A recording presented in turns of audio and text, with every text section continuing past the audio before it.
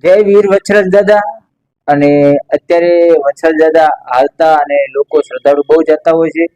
અને ધગ ધગ ગરમીમાં ઉનાળામાં મિત્રો પાણીની હે રણમાં એટલી હદ વગરની કિંમત હોય ને.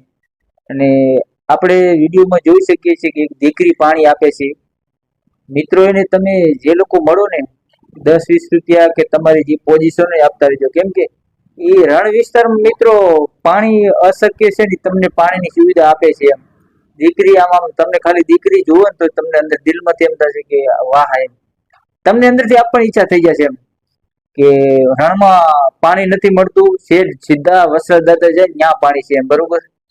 તો વિડીયોમાં તમે જોઈ શકો છો કે દીકરી હે પાણીની સેવા પૂરી પાડે છે. એનું અહીંયા જ રહે છે પણ 1 કિલોમીટર જેટલું દૂર ઘર છે ને અહીંયા પાણી રસ્તા પર પાણી આપે છે.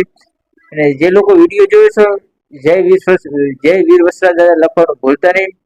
ને વિડીયો શેર કરજો જેથી કરી આ દીકરીને હે ને લોકો એને 2-5 રૂપિયા આપે, બરોબર. દીકરીને તો મતલબ દીકરીને થોડુંક સારું થાય બરોબર. એ તો સેવા આપે બરોબર, પણ નાની દીકરી છે બરોબર.